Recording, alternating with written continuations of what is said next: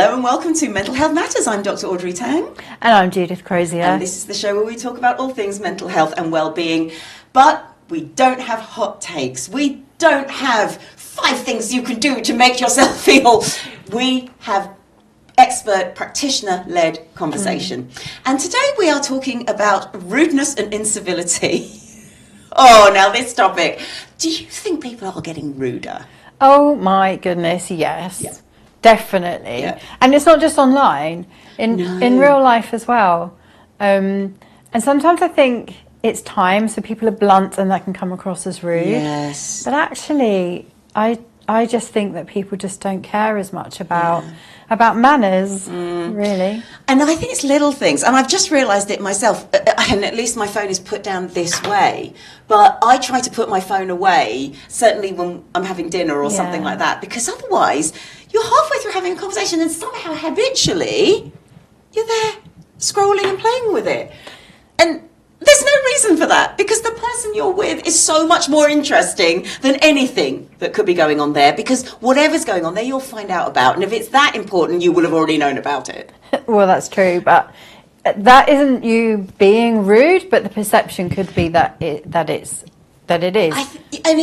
Well, sometimes I think, though, when I watch people out at a restaurant and both of them are on their phones. I know, it's just very odd, isn't it? And that's not seen as rudeness, I think. And yet I think it is rudeness. And I think if we excuse it, we're going into very slippery territory. No, I agree. It's excused by, oh, well, it's just the time, the times that we live in now. It's a societal thing. Everyone has a phone. But no, you're right. And then if it is, I don't want that to be the society I live in. No.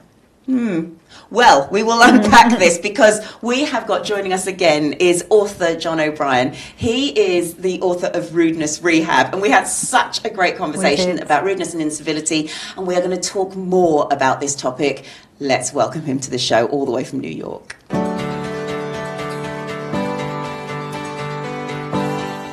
Welcome back, John. It's so nice to see you again. We've been looking forward to having this chat with you this morning. And thanks for joining us from New York. It's really good to see you. Since the last time we spoke, have there been any interesting shifts in civility or rudeness, either for better or for worse? Well, I just want to start by saying thank you for having me back. I'm not accustomed to being invited back. So this is a unique experience. Oh. Well, you weren't rude last time. We liked you. Well, I think since we last spoke, there's been a little bit of political unrest in the United States. I don't know you if could say so. I know it's like way across the pond from you folks, and so you may not know that's going on. No. We know it, and we feel it, actually. Yeah. Well, certainly that's something that we feel here too quite prominently. And I think when research shows when things get more unstable politically or economically and people's anxiety goes up, that a lot of times they're looking for a place to put that anxiety and vent it. And many times, unfortunately, it's people of minority backgrounds who end up being the target of people's frustrations. And so violence against minorities, and whether that's physical violence or incivility, bullying, rudeness, is increased. It's not certainly just against people of minority backgrounds. That's one unfortunate group, but I think there's just been a huge increase of that behavior and of othering that I'm sure we'll talk about. We will, yes. Yeah, okay. And why can it be tempting then to see rudeness as an individual failing rather than a failing of society? Well, we all love shorthand, right? We all love to make things simple. And there's a psychological principle around attribution. If I can do a little psychobabble for just a minute. Attribution theory simply means what we attribute other people's behavior to. And so we want to assume, we with other individuals, we assume it's not about the situation, it's their disposition. And so we like to make dispositional attributions against other people, because then it's about who they are. And if we make them the problem, we don't have to look at our own behavior. It also means if we keep it at the individual level and we don't look at it at a societal level, it seems more manageable. Like that person is the problem. Whereas if we start looking at it as a societal problem, well, then maybe I need to take some responsibility for that. And also it feels too overwhelming then to change. So it's just easier, unfortunately, to make the problem of the other individual. Okay, that makes sense. Really does, and it Yeah. echoes. We were talking about homelessness on the show. This is many years ago, and we had the head of a homelessness charity, and they were saying exactly what you said.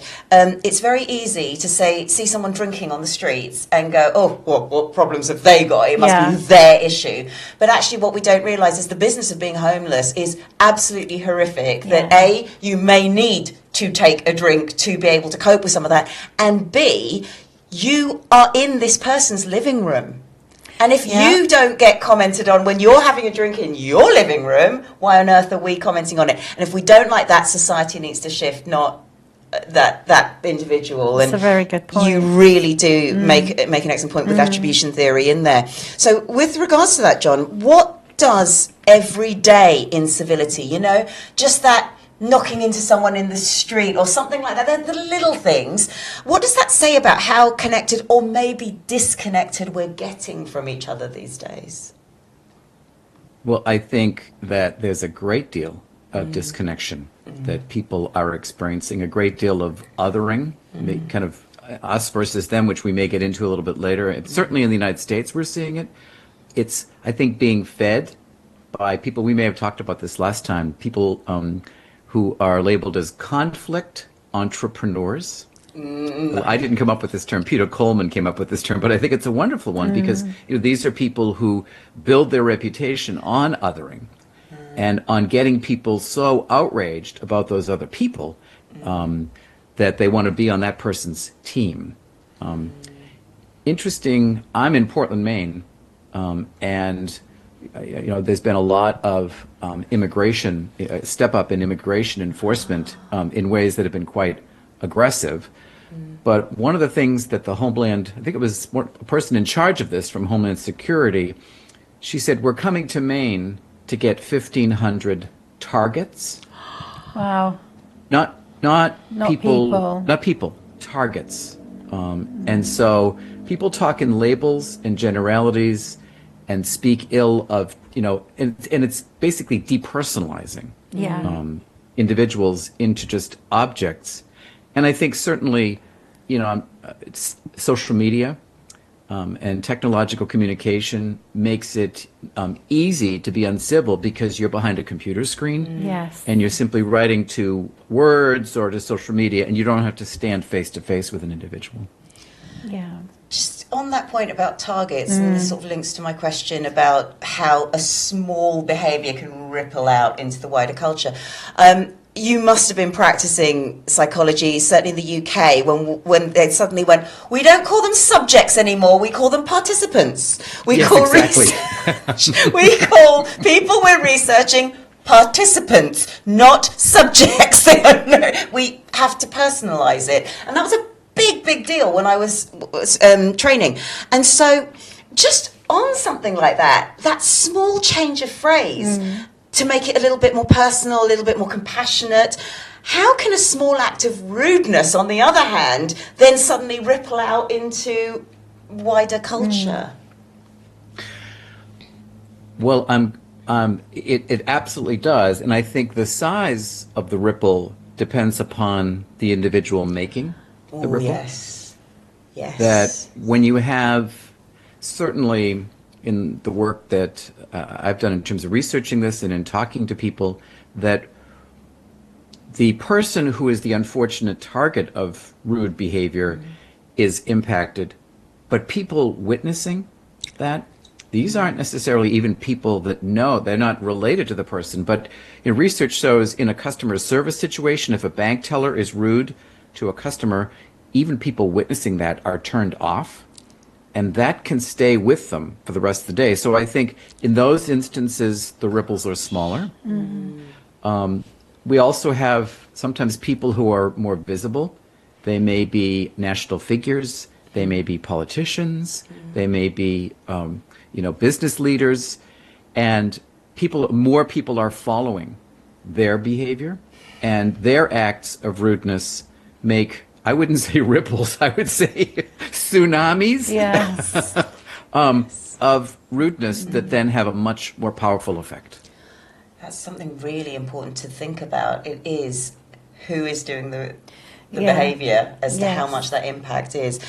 John, we're keeping you, and we will be back after one of the tips from one of our resident experts.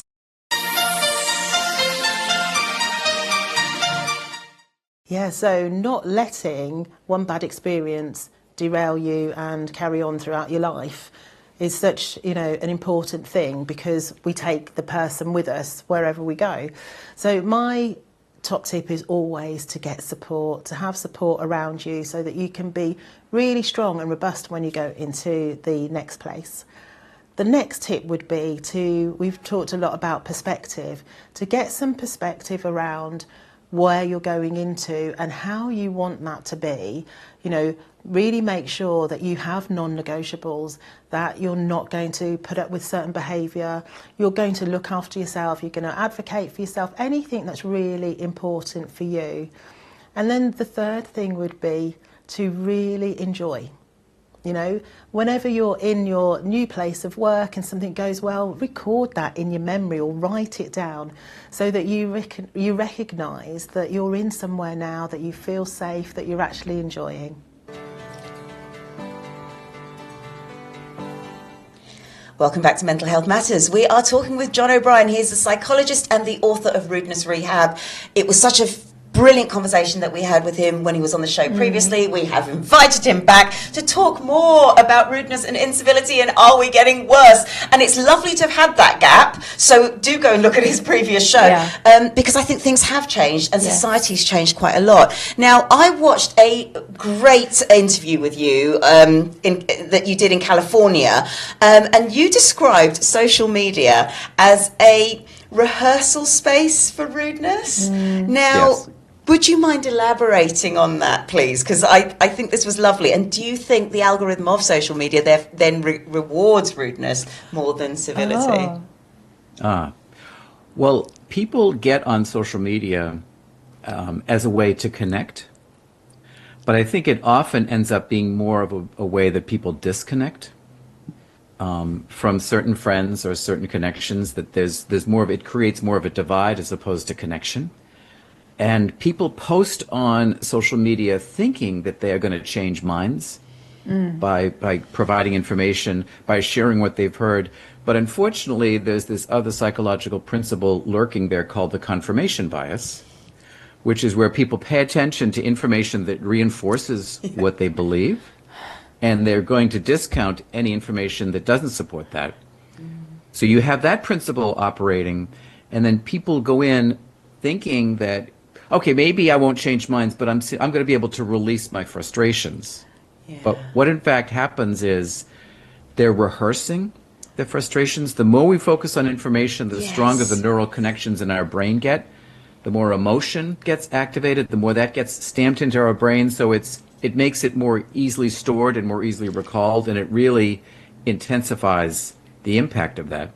The last thing I would say is I'm not an expert on social media, but I was shocked a few years ago when I first learned about this idea of algorithms, and that what social media companies, that what you look at is funneled and limited based on what you have looked at, and so that's what's shown to you is cultivated specifically for you. And so in that way, the videos you see, the information you see, which may or may not actually be accurate. Is it a real video? Is it an AI created video? But all of that content is not being sorted for quality in most cases.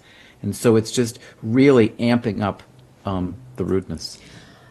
That's frightening, actually. And your point, very in real life point about rehearsing, as in just going over that same problem that we've got over and over again. It really can become the only thing we start thinking about. And then if social media is reinforcing that by sending us more stuff that agrees with us, it's frightening. It's no wonder people do just get into this echo chamber, and a really negative one.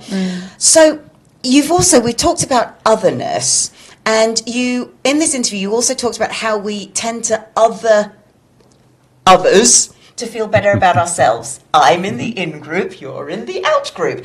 And why does that work so fast? We know why it works, but why is it so quick to almost soothe our nervous system and make us feel better about ourselves, even though we might be wrong? Well, we all want to be in the in crowd, right? We all want to be cool. This is the first time I've ever been cool. I got invited back, so I'm so excited. But you're so cool. You are cool. In fact, we described you to someone who hadn't met you as cool. Yes, we did. Oh, wow. Yeah, we did. So, Yeah. Well, so I think, part of it is this in-out crowd, wanting to be in the in crowd, the confirmation bias of surrounding ourselves with people who will reinforce our beliefs. There's something else. I'm really putting a lot of psychological terms out here, hopefully in a helpful way, but something also called the negativity bias, which we as humans have. It goes back to our early identity as humans. We were more oriented toward threats than we were towards good things, and that was actually, important based for our survival. But that's still true. It's true physically, but it's also true emotionally. And if people see the other as threatening their worldview, they can find that kind of really intolerable, and therefore they want to try to quickly diminish that by dismissing the other person, which allows them to leave their worldview intact. Really interesting. So, extending that really, looking at the connection between loneliness and incivility, how can feeling unseen or feeling unimportant change how those people that feel like that treat other people? Well, there was a book written in 2001, I think it was, entitled Bowling Alone. And it talked about how people in the United States in the 60s and 70s and even 80s had been joiners of bowling leagues.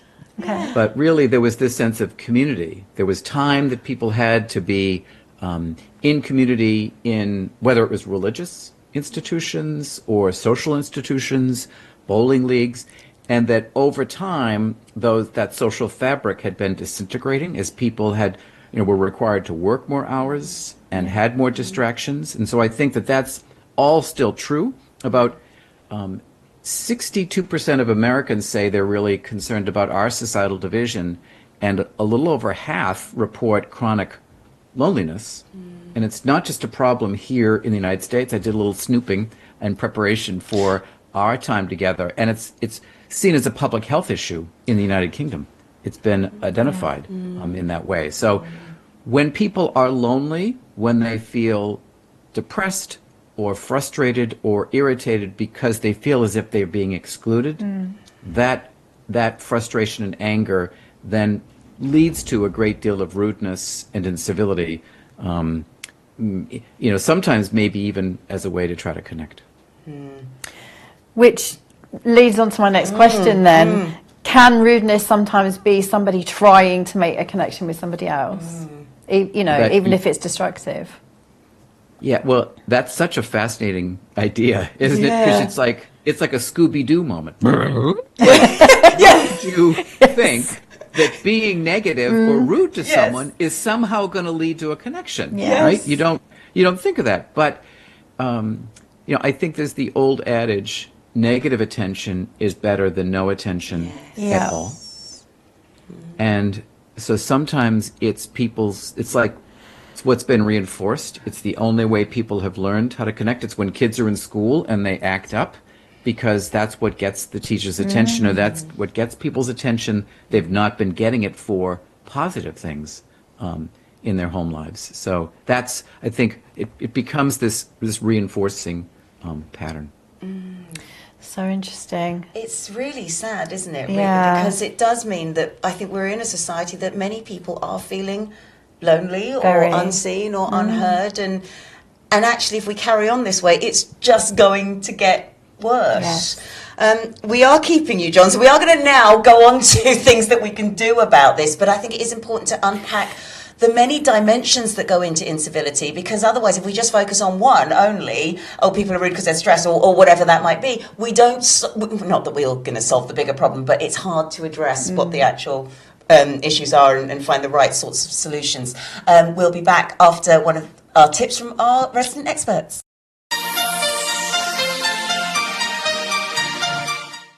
Well, I think when I'm talking about this, it resonates so much with me because I've had a huge amount of setbacks. And so what I would say is get a community.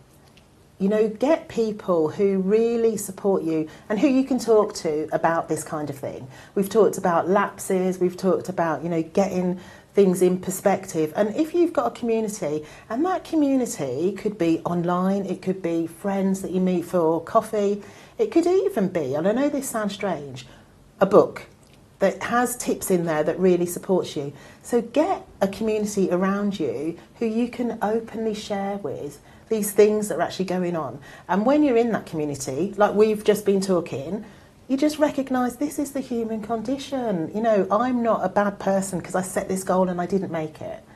You know, I've got somebody saying to me, just make these small goals, change these habits. So for me, community is a huge thing. And I think the other thing that I'd say, the tip is own it. If you want to change something in your life, it's not going to be easy. But if you think about everybody else that's doing it and who's going to complain that you're not doing it, you know, in the right way, or you're not supporting them, you're never going to make that change.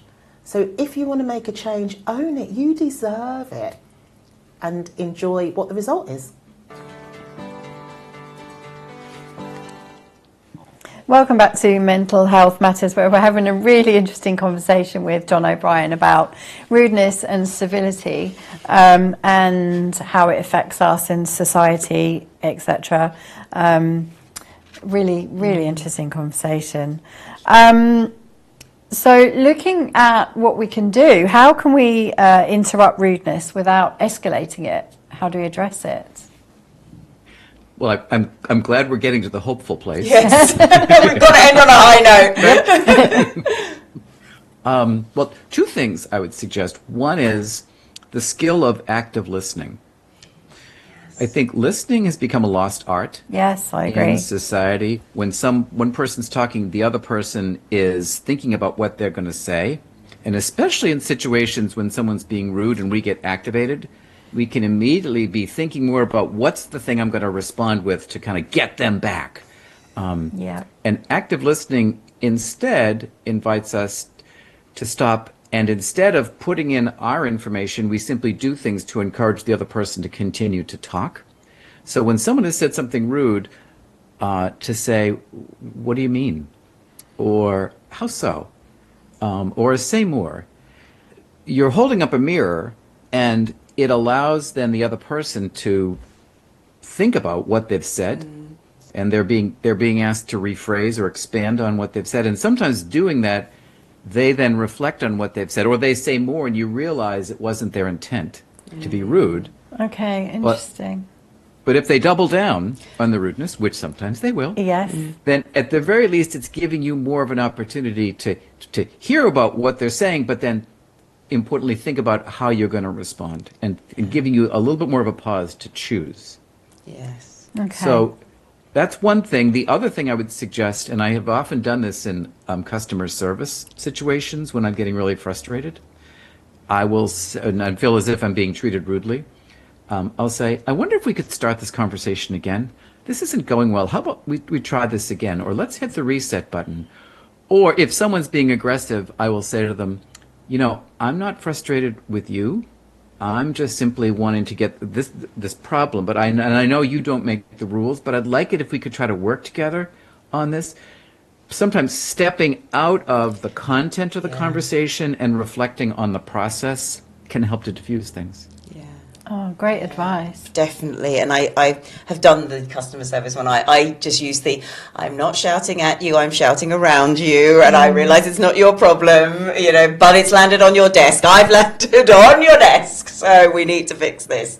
But yeah, it's hard. It can be hard in the heat of the moment. It can be. But yeah, that's really good advice. Staying calm and holding up a mirror. I love that. So how do we stay boundaried without becoming or at least feeling brutal? Well, a couple things here. One is just a quick mantra that I didn't create, but I love, which is say what you mean what you say, don't say it mean. Oh, I love that last bit. Yes. Right. Yes. To remind yourself of that. I think it's always important to be aware of our verbal and nonverbal behavior. Many years ago, and I mean many years ago, when I was in graduate school, I was caught rolling my eyes. I was not aware, but someone was like, "Ah!" I said, "What?" And that really was useful, information for me. The other thing is, I think there's something called the broken record technique, which nowadays, for the younger population, I have to say the broken CD or the broken MP3 technique. Doesn't quite work the same way. That repeating in just a few words, if the conversation has gone really into a challenging direction, to be able to say, I'd just like my refund. I'd just like my refund. Whatever it is, you say in as few words what it is that you are wanting at that point, to kind of mindfully stay with the problem and not get derailed into a personal fight or hostility. It's very effective, and it was my main behaviour technique when I was a teacher. The broken record. I employed that quite a lot. Because I think derailing is one of those things, and this kind of leads me to the next question, and this is a bit more of a personal question, and I will ask it to both of you. Where do you personally, John, notice yourself being at most risk of being incivil or incivility? I'm shocked. I'm shocked that you would think that I would ever be uncivil. No, I mean, I think I try to make that point in the book, which is that, this is an ongoing issue and struggle for me to try to be the best person I can be, personally. Certainly when I'm hungry, angry, lonely, tired, especially when I'm tired, when we're more emotionally vulnerable, to try to be aware of that. Sometimes we know, I will know if I get up in the morning or I didn't sleep well. I know to myself, okay, watch out today, because smaller things are going to bother you, and really be careful to not let this frustration leak out. And then so sometimes I know just more generally with how I'm feeling, but there are specific situations, like if I feel in a customer service situation, having worked in customer service early in my life, that really is something that gets me if I'm getting rude customer service. Or my other one is on the highway. When someone is in the left lane blocking traffic and going less than even the speed limit, that's usually tests my nerves, and I have to say to myself, stay calm. So yes, yeah. And I think a lot of our listeners and viewers will resonate with those examples as well. What about you, Jude? Mine is absolutely definitely when I'm on the phone to HMRC, which is our tax office, or a big organisation. It's customer service which isn't forthcoming. So the customer service advisor doesn't even have to be being rude to me, but if they can't solve the issue or it's going on too long, then that's and I have shouted down the phone to HMRC on more than one occasion, and that's not me. That isn't me. So. It's almost like the incompetence of somebody has triggered. Yeah. For me, it's something that as a teacher we should never do. I have prejudgments on people. And if I just think I might be seeing somebody that's going to wind me up, I'm already in a wound up state. And I know that is something, as a teacher, we were always told, even if they're naughty one day, you've got to give them a second chance the next day and the next day. Exactly, every day's a But new I day. have those preconceptions, and it already gets my back up. Yeah. But like you, Jude, it's incompetence sometimes. If I have to explain myself again and again. Yes. And you can't get what you need. Yeah. So on that, do you think we tell ourselves myths about rudeness? Maybe about our own rudeness. It almost like, I think I do contain myself in these situations, but actually there'll be other situations where it leaks out that I haven't really realised. And also, maybe are there myths that we tell ourselves about someone else's rudeness, which perhaps we ought not to? For example, they must be having a bad day. Do we make too many excuses for other people? So what are the myths we might tell ourselves about our own rudeness, and what maybe are the myths that we tell ourselves about other people's rudeness that don't help the matter? Well, I go back to that theory of attribution theory, situational versus dispositional attributions, that, when it comes to our own behavior, we are the exception. We always are, right? The problem is the situation. Yep. And the problem is beyond our control. So I'm not the problem. It's the situation that's the problem. So it's not my rudeness that's the problem. And we also tell ourselves, I think, that when it comes to issues societally, it's other people. Other people need to change. And if they would just change, everything would be fine. It's true. So true. Yeah. As far as myths about other people, I think it goes to back to attribution theory, that we assume that in situations where other people are being rude, we jump to the conclusion that it's their disposition. They are rude people. And it also can be we have preconceived notions about another group of people. So in our country right now, with all the conflict politically, researchers have asked both people in the Republican and Democratic side to describe people on the other side. Both groups describe the other group in high numbers. We're talking like in the 60s percentile as lazy, undisciplined, immoral. Gosh. Wow. And so with those preconceived notions of other people, that you come to situations with that idea, like Audrey, you were talking about with students or someone that just have preconceived notions, and I think that's going on a lot in the United States. And just what you said there, the irony of that being people who describe each other in exactly the same way. Yeah. So where are we? We can't all be like this. This is so interesting, and it is about looking at ourselves. And you are so right to point out, it's not me. I am it was definitely the situation that wound me up. And whereas I need to sit there and say, no, I've probably gone in thinking that situation is going to wind me up, so I'm already wound up and I'm already there. But that's a me problem. It starts with a me problem. John, we could talk to you all day. So again, we will invite you back because you're just so lovely to talk with. No, and it's just so interesting to talk about this topic. What one thing could you give us to practice that everyone watching could do to maybe try and make at least our corner of the world a little bit more civil and a little bit nicer? Yeah.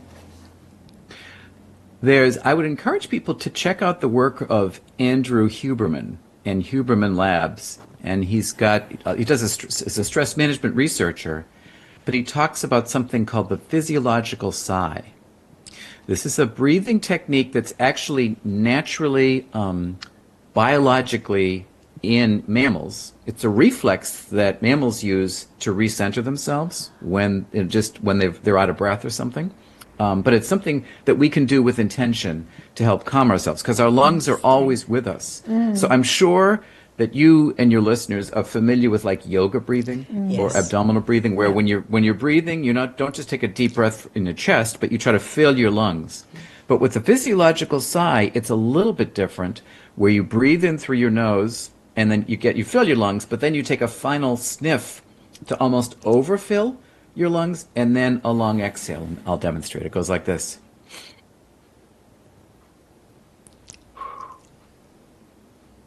I did that. I didn't do that exhale very long, but you get the idea that that simple technique helps. Just one or two of those can help to do a physiological reset.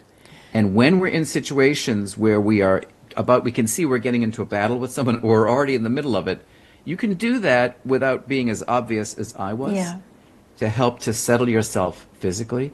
And that's going to then allow you to try to respond more skillfully to the situation. That's so interesting and easy to do. But also, one of my dogs does that all the time. She does. So I'm wondering if that's her way of centering. She's quite anxious. And I know she goes quite a lot with that extra second sniff thing. That's brilliant. Yeah.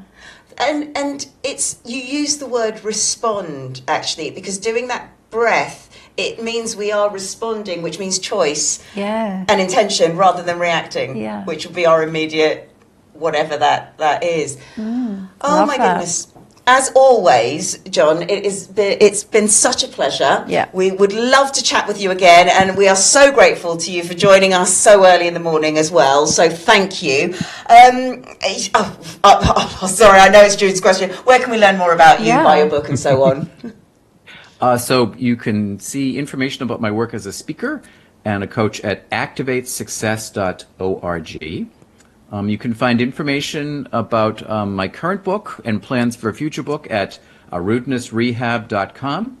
I have branched into having a YouTube channel at Rudeness Rehab. You can find me on LinkedIn and Facebook, and I'll share my media links with you. Brilliant. Amazing. Thank you. Thank you so much, and we will head over to our weekly challenge, which is Test the Trend.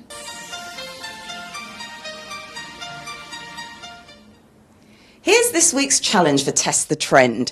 When someone is rude, what is your default response? Do you snap back? Do you shut down? Do you go cold or sarcastic? Do you over-accommodate and try and please them? So think about that first. What is your default response when somebody is rude? Then I want you to ask yourself, what is this response trying to help me with? What am I trying to protect by that response? Am I trying to protect my dignity, my control, my sense of safety, my belonging? So, for example, depending on who it is, with some people, if they're rude to me, I will over-accommodate to try and please them and feel safe again. So it's a sense of belonging. But with other people, I might just snap back because to me it's been a challenge to my competence even. So understand yourself first. What's your natural, automatic, default response when someone's rude? And what is that trying to do? But then I want you to reflect on that meaning that you've ascribed to that particular situation. They don't respect me. I'm feeling left out. I'm feeling anxious. And then ask yourself, without excusing that person's behavior, could there have been something else that's going on?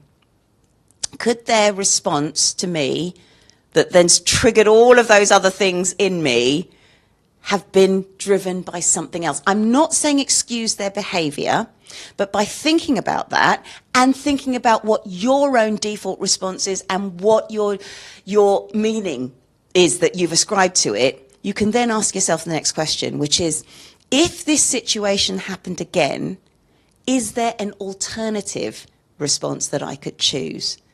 And actually, disengagement with that person, so not even going back to find out whether that person's going to annoy you, or asking to speak to somebody else if you have to speak to that person, is a valid response.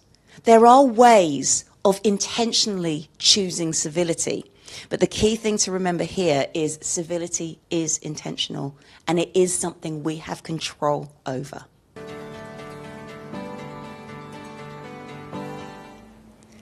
As always, such an interesting conversation, and I'm really glad with John that he talked about how it's, because it's so noticeable, how society can actually impact our behaviour and how quickly society can impact our behaviour, because if there's discord and anxiety all around us, it filters through and you suddenly feel destabilised, even though maybe it's got nothing to do with you. you still don't feel safe. And when we don't feel safe, we might lash out. Yeah, it's a really good point, especially obviously what's going on in America, and it must be awful over there. We feel it here, but they must feel it 100 times more there. And I suppose as well, we're seeing it all the time on television for the people who are living in America, and it's on social media, etc. It must normalise it to a certain extent. Yes, and yes. So that then society, then it just keeps growing in that area where we don't want it to, with all the incivility and unrest and the way that people treat each other. And it is the otherness. The minute we get into, oh, well, you're not people like us, and then you haven't even thought about who you're othering. You've just put everybody in one lump together. And this is not just America. No. This can happen in workplaces. Yeah. This can happen with friendship groups. They call them cliques. We do have a word for it already. Yeah. That we do that. And then if you're not in the in group, you must be in the out group. Yep. And it just becomes so, if it's normalised, it's a problem, but it's so easy to do. And once you're in the in group, it's so comfortable that you don't often look at what's happening outside that. Yeah, and there's no need to change it for yourself if you're in that comfortable place. Everything is so, it's like a vicious cycle, isn't it? Yes, it is. So just summarising today, what is a key point that you will take from today and maybe bring forward into creating a more civil world for yourself or ourselves? Well, there's two really. One is that the behaviour of others might be due to a reason that we don't know about. So somebody that we perceive to be rude, and I can think of actual people that I know, maybe there's something going on behind, and that's something for me to think about. And the other is I do react really quickly. So if somebody is rude to me or not very nice, I'll react and I'll be defensive, and I'll be thinking it's really not fair, and I'll have to put forward reasons why what they've said is not right. It's exhausting me just saying it now. It is exhausting. No, I just need to step back and go, well, tell me about that, and just kind of calm it all down. That was quite, I can't think of the right word, but quite a big thing to hear, that actually you can react in a completely different way and diffuse everything. Yeah, and I love the breathing, and I love the fact your dog does it. I know. So I'm going to try that. It's that extra breath. Yeah. And I've not heard of that style of breathing. I've only heard of the deep yoga breathing. No, I hadn't. You know, that makes perfect sense. But that's something that's huge. And then the other thing, like you, it's about when I anticipate a situation is going to wind me up, I've already lost. So it is maybe about taking that deep double breath at that point before I even enter the situation. Well, whatever it is you've decided to do, please put it in the comments. Yes, We'd love to hear from you. know. And you can listen to this on podcast, or if you're listening to this on podcast, you can watch it on LinkedIn Live or our YouTube. And we have a new episode every Thursday. But remember, well-being is not a trend. It is a practice from all of us here at Mental Health Matters. Have a healthy week.